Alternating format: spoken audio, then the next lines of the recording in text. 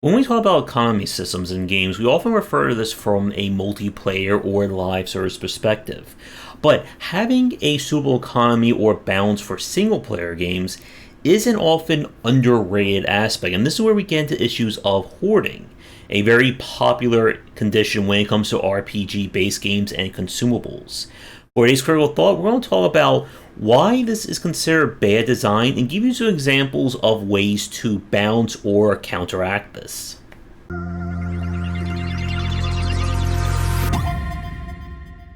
The hoarder syndrome has been a long-standing problem when it comes to RPG-based designs. We've all held on to healing items, recovery items, and so on for many, many hours, because you never know when that next encounter is going to need it. And oftentimes this ends up with the player dying because they didn't use it early, or end up dying because they did use it, but now they need it for some future content.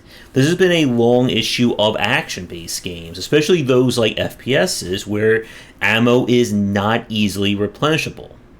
Now, something that I spoke with Tomo about on previous casts is that people want to feel like they're always making progress, whether it's by feet, inches, miles, or centimeters.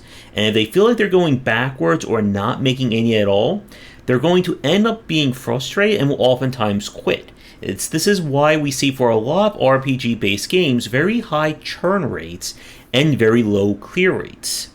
Because this is the kind of stuff that really affects the moment-to-moment of your game and the UX. In the title Soldiers, you kill enemies and you'll gain maybe 4 to 5 gold pieces a kill, but a healing potion costs 100 gold pieces and you can only hold 3, at least at the start, and they don't even give you full health in return. And when the player feels like they're just losing time and in-game resources, they're not going to stick around for that. And Soldiers is going to be receiving a major balance patch, I believe, in the coming weeks. So here's a good example of how things can get messed up in terms of the hoarder syndrome. It's time for a little game design quiz. For those of you who aren't game designers, this will be a nice little exercise. For those of you that are, well, this is more work. In the game Chris Tales, they use a resource of marbles. Now I'm going to describe to you 2 things you can buy in the game. I want you to put in the comments down below what you think is a fair price for these. The first thing is a tent. You buy it, and you can use it as a save point to completely fill your party's health and magic. It gets consumed, you're going to have to buy more. The second is a weapon upgrade. This is a permanent one that once you buy it, your entire party will, let's say, will do 5 more points of damage. And of course, this cost will get progressively more for each time you buy it, but we're just talking about the very first purchase. So while you're pondering that, be sure to buy at least 70 copies of all my books, mail them to your friends, and then buy 70 copies more. Like and subscribe and comment on every video here. That should give you all the information you need to solve this conundrum. But the answer is that the tent in Chris Tales costs 10,000 marbles.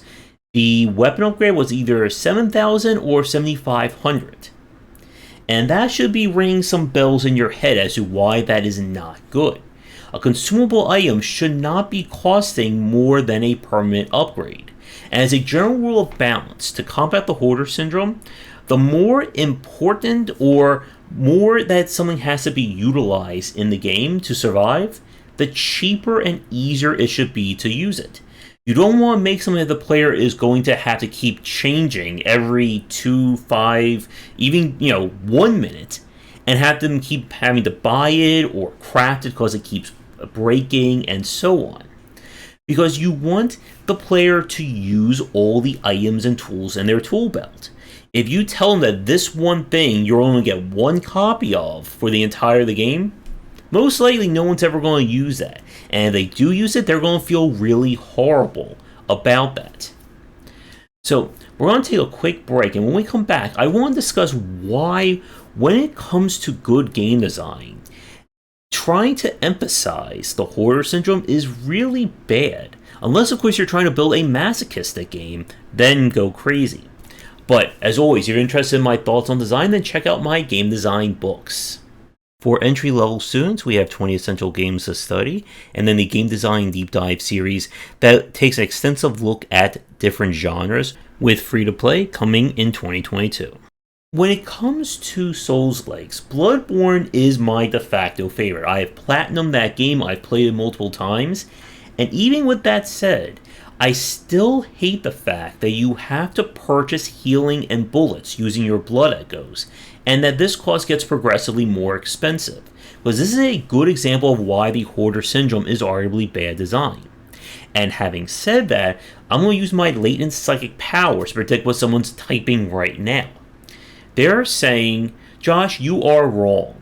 I didn't have any problems buying healing and ammo. In fact, I beat Bloodborne at level 1 without upgrading my weapons. I had a blindfold on the entire time. Someone was poking at me with a pitchfork.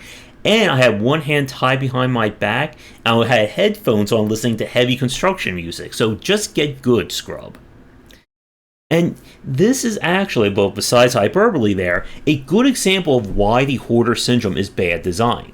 Because this carries itself all the way back to the era of the arcade industry, with the idea that you are trying to introduce mechanics that make the player worse or punish them, thereby making it easier for them to fail so they get more money out of you. For a lot of shmups and early games, they are notoriously difficult, but they're very easy once you know exactly where all the items are and what all the enemy patterns are. And what that means is that there's very little room for improvising. You fail or you lose a critical item in Ninja Gaiden at the wrong point, you're in big trouble. In Castlevania, the Grim Reaper fight is very difficult unless you have holy water, and then it becomes a free win. But this is why the Hoarder Syndrome is not good, because it's not creating challenge, it is punishing people for not being good at the game. And like I said in the last part, people don't want to feel like they are losing progress. Having limited available consumables or punishing the player to buy or craft more, that's not giving challenge to people who want it. And this is again why there's a difference between difficulty and challenge when it comes to game design. Yes, it's very easy to make a game that's very difficult, but it's very hard to make one that feels challenging and fair to everyone who's playing it. Again, somebody who's suffering in your game doesn't want more difficulty or to feel punished. They should probably get more consumables because they are losing so many times. And systems like this that go on to create the Hoarder Syndrome, again, to an expert player, they're not going to feel it at all. They're not even going to notice that it's a problem.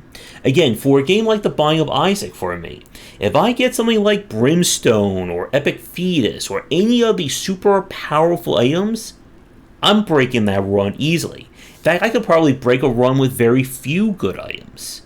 But that doesn't mean you take those items out. Because for someone else who's not as good as the game, getting a Brimstone or an Epic Fetus is like winning the lottery. It makes that run feel more important or more special. And this is what you want to do as a developer. You want to give the player all the tools they need to succeed, and you want to make it so that they want to use them. As another interesting example of the Hoarder Syndrome, we have cases of designing a game where a skill is just not worth using. It's not worth taking it, and it becomes a false choice. Here's a quick example. Single function options in a game like Darkest Dungeon. In Darkest Dungeon, you have 4 turns per round. So if during one of those turns, you don't attack the enemy or you don't do something that impacts the group, that's a wasted turn. So a lot of the single use or single function options in that game were looked down upon. Why should I just heal a character for 5 points of damage if the enemy can do 15 points? Or why should I give them maybe 10% accuracy loss, but I don't touch their health, so that way they can survive longer and do more damage to me? So what they had to do in some cases was either those single use skills, buff them way up, or give them a second function, such as the bounty hunter, who can not only punch a guy and do damage, but also trigger knockback, and I believe that also killed corpses. Again, when it comes to combating the hoarder syndrome and making your balance work, everything should have some kind of utility, and there should not be a long-term punishment for using it. This is where push-forward combat and even the use of the Estus Flask in Dark Souls was such a game changer. I am still being limited. I can't just have infinite Estus Flasks or infinite rocket launcher ammo in Doom. But the condition or the limitation is not long-term. If I need to refill my Estus Flask, I go to a bonfire. If I want to refill my ammo in Doom Eternal, we do a glory kill with a chainsaw. It's just, again, you're shifting where the limitation is. So that, yes, I'm still having these limitations. I still need to think about what I'm doing. But I am not going to be punished 5, 10, 20 rooms down the line or 30 hours into this game because I used that one item or I don't have any more the Arbalest ammo in Doom Eternal. And even Diablo is a great example of this. In Diablo 2, who here remembers having like 32 belts of icons of different potions? I need to have my health and my mana and my rejuvenation and my healing or my antidote potion. You're not creating challenge. You're just creating a situation where whoever has the most amount of slots and the most amount of money to buy potions has an advantage. So what they did was say, well, you have one potion slot, and that potion is infinite. But you can't use it for more than, I think, like once every 30 to 45 seconds. Again, that doesn't sound like a big deal, but remember, 30 to 45 seconds in an ARPG might as well be 5 years when you are completely surrounded by enemies and they are attacking you and lasers are going off and lightning is being shot at and you're on hardcore difficulty. So this is, again, how you can combat the hoarder syndrome. If you want to have something make it or have a limitation, make it a short to mid-term limitation. Don't make it long-term. In going back to Doom Eternal, there are different abilities you have with the various grenades and special attacks you can unlock, like the Bloodlust Punch. In most games, those options would be something that is like a one-time consumable. Maybe you'll find like one or two of them per, every 30 to 40 minute level. In Doom Eternal, your grenades regenerate. Let's not ask questions as to how an ice grenade regenerates. But again, it becomes a short-term limitation, but the player is free to use it when they see fit. They're going into every new encounter as full strength as one can be, so that what happens in a previous one is not going to doom me in later ones. So, as another question for those of you watching this, can you think of examples of games that I haven't mentioned that did a great job in countering the hoarder syndrome? Let me know in the comments, do all the liking and subscribing, and check out our Discord and Patreon. Come back for daily discussions on game design here and on game wisdom, where you simply are in science of games.